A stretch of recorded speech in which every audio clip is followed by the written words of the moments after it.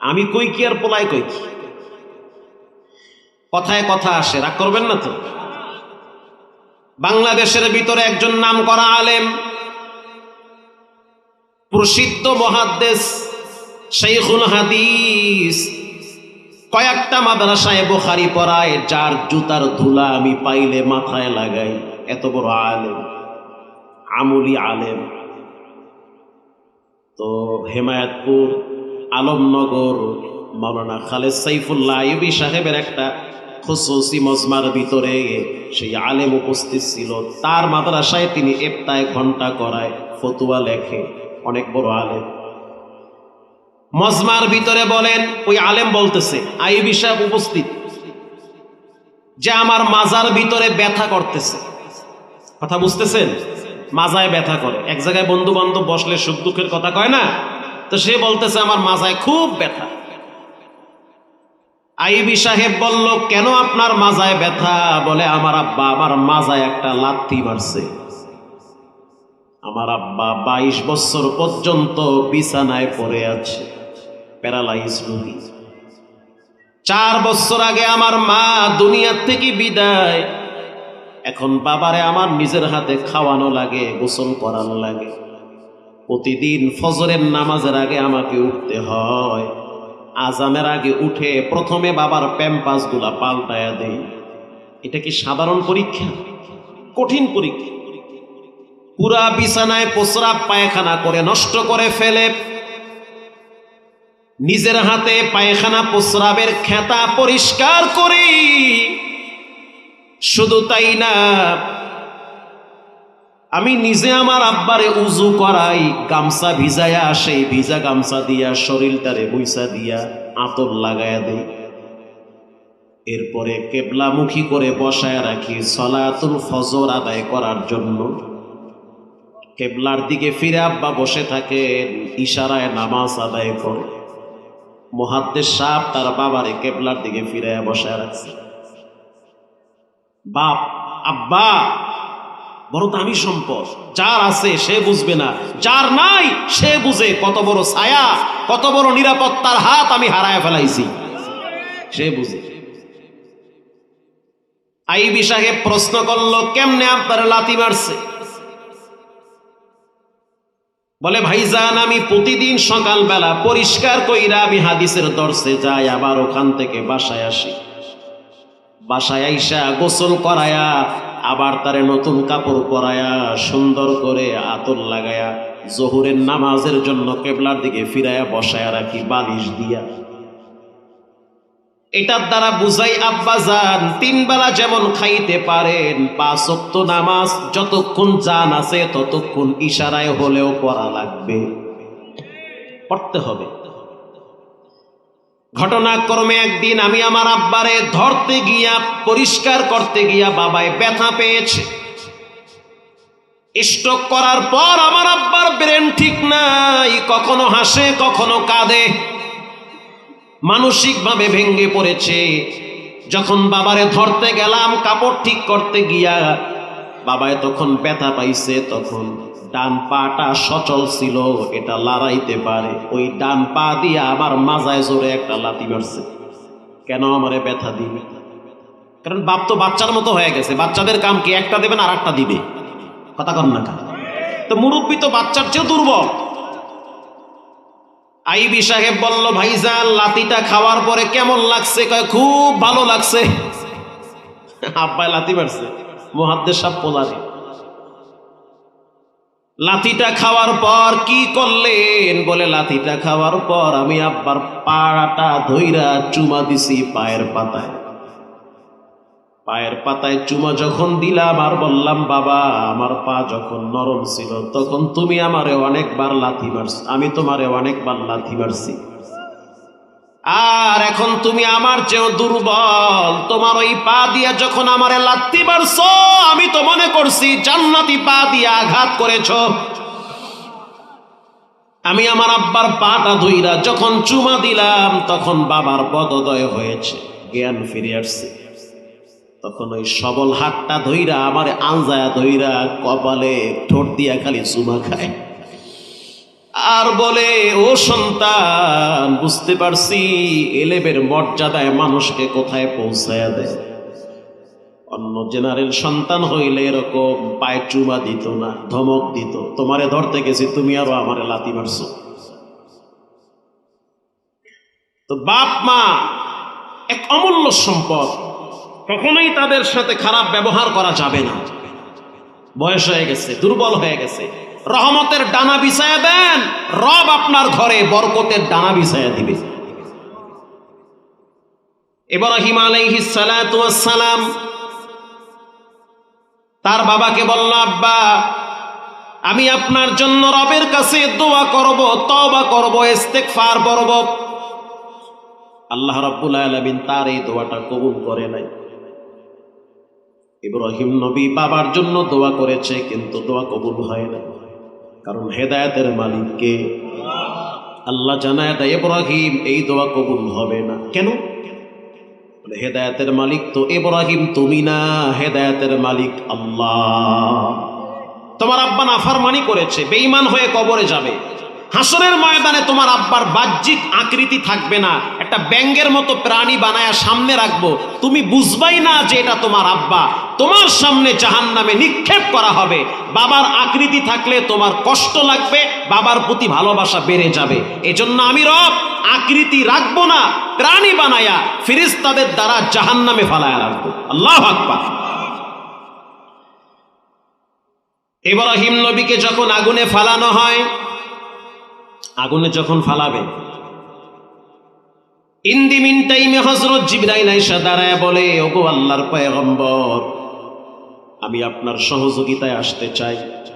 ইব্রাহিম নবী বলল, যাও, তোমার কোনো সহযোগিতার প্রয়োজন নাই, তুমি চলে যাও। ইব্রাহিম নবীকে হযরত জিবরাইল বলল, কার সহযোগিতার প্রয়োজন, তার কাছে আপনি চান? ইব্রাহিম নবী উত্তর দিল, কেন আমি চাবো? তিনি কি আমারে দেখে না? ওরে সুবহানাল্লাহ, কয় কি? ইব্রাহিম তাফসীরের রুহুল মানিতে আসছে, ইব্রাহিম নবীর কাছে, আরে নবীদের কাছে কারা যায়? ফেরেশতারা যায়। হযরত জিবরাইল গিয়া বলল, বিশাল অগ্নিকুণ্ড সাজাইছে, আপনারা আগুনে পুরাবে। আরে ঈমান কারে কয়? আর তুমি তো একটা মাইয়া দেখলে জায়গায় কাইতে হবে, গলায় দড়ি দাও, আত্মহত্যা করো। কোন ছেলে মেয়ে যেন প্রেম প্রীতি কেন্দ্রিক আত্মহত্যা না করে, যে মরবে তারটা নিয়ে সে মরবে, আর একজনে মরতে পারবে না, যার হিসাব সে দিবে। তোমার লাগে আমি মরে যাবো, মইরা ভূত হয়ে লটকায় থাক, মর, আরো আগে মর, একটা মরলে একটা গ্রাম দিয়ে কমবে, কথা কন না কা? বাচ্চা দেখে লাভ নাই তো, মরে জায়গা, আরো আগে মর। আরে একদিন বাচ্চা রয়েছে, দরকার নাই তোমার। মরতে যদি হয় আল্লাহর দ্বীনের জন্য মরতে হবে। পৃথিবীর মানুষ মনে রাখবে, নামাজের পরে দোয়া করবে।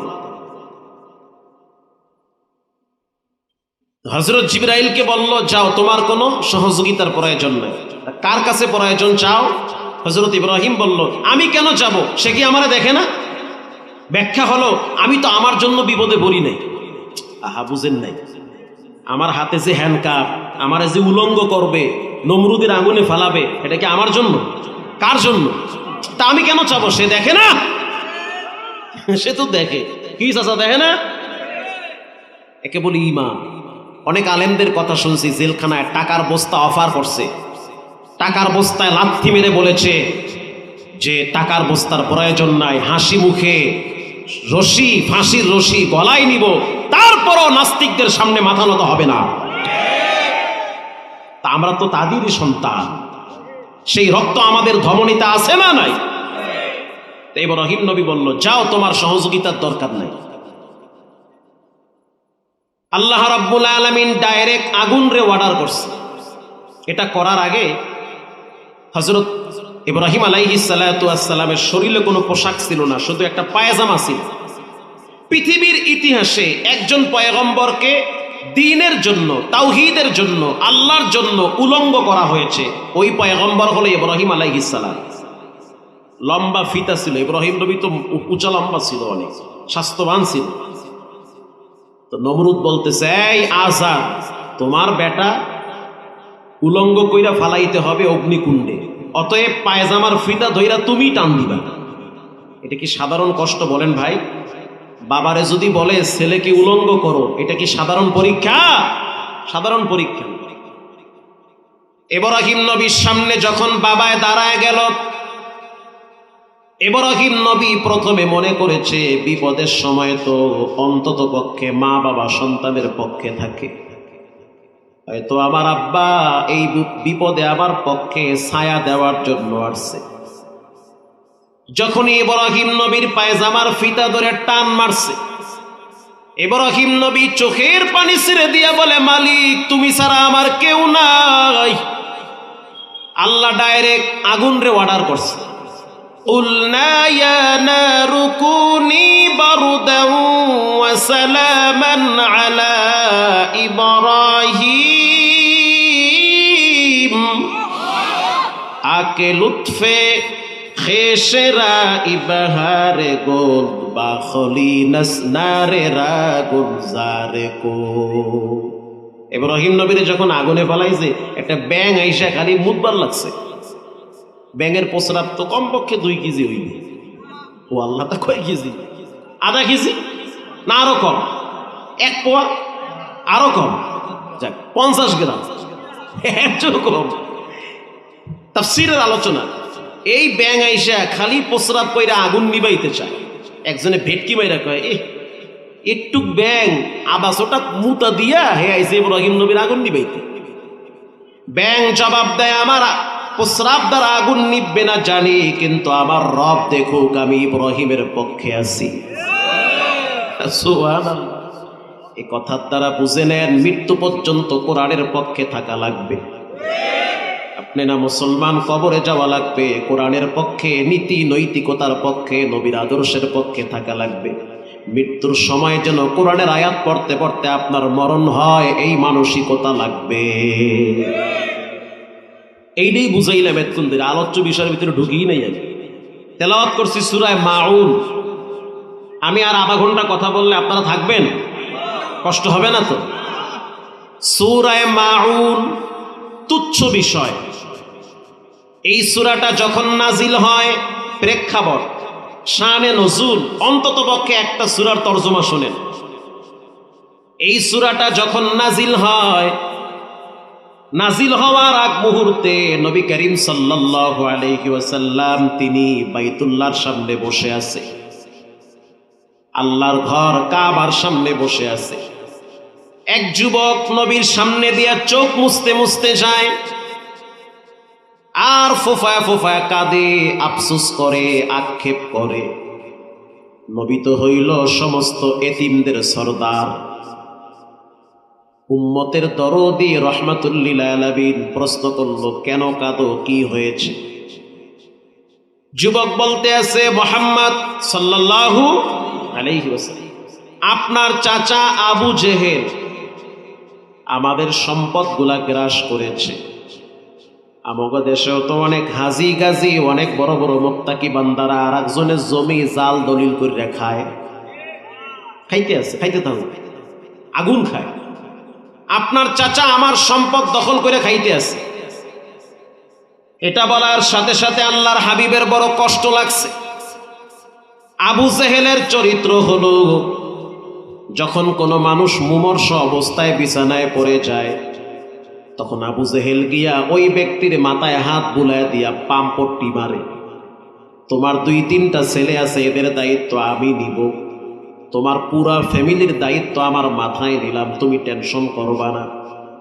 তা আবু জেহেলের মতো এত বড় নেতা যদি দায়িত্ব নেয়, তখন ওই ব্যক্তি মনে করে আমার ফ্যামিলিটা আমার মৃত্যুর উপরে আরামে থাকবে।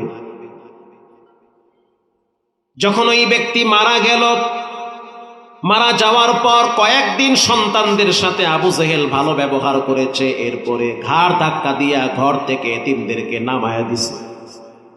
আর এতিমদের উট, এতিমদের ঘোড়া, এতিমদের বকরি, এতিমদের দুম্বা এগুলো দখল করেছে, খেজুরের বাগানগুলা দখল করেছে। আল্লাহর হাবিব শোনার পরে চলে গেল আবু জেহেলের বাড়িতে। আবু জেহেলের বাড়িতে যাওয়ার পর সামনে দাঁড়াইয়া নবীজি প্রথম তাকে নসিহত করল, ও চাচা, সম্পদ নিয়ে কেউ কবরে যায় না, যার সম্পদ তাকে ফিরায়া দেন। এতিমদের চোখের পানি বিষের মতো কাজ করবে, হজম করতে পারবেন না। আস্তে বলবেন না, জোরে বলেন, ঠিক না ব্যাঠিক? এতিমের মাল খাইয়া হজম করতে পারবেন না। আগুন খাইবেন, আঙ্গার হইয়া পিছনের রাস্তা দিয়ে বের হবে। খাইয়েন না, যাইরা দেন। আবু জেহেল মাথায় ঝাঁকি দিয়া ধমক মারছে। দূর, এই সমস্ত পেশাল বাদ দাও। যে মরছে মরছে, আর মাইয়া বলা কই গেছে না গেছে, ইয়ে গোনার টাইম আছে, এটি আমার সম্পদ। এবার নবী করিম সাল্লাল্লাহু আলাইহি ওয়াসাল্লাম তাকে মার্জিত ভাষায় ঠান্ডা মাথায় পরকালের ভয় দেখাইল। ইয়াউমা লা ইয়ানফাউ মালু ওয়ালা বানুন,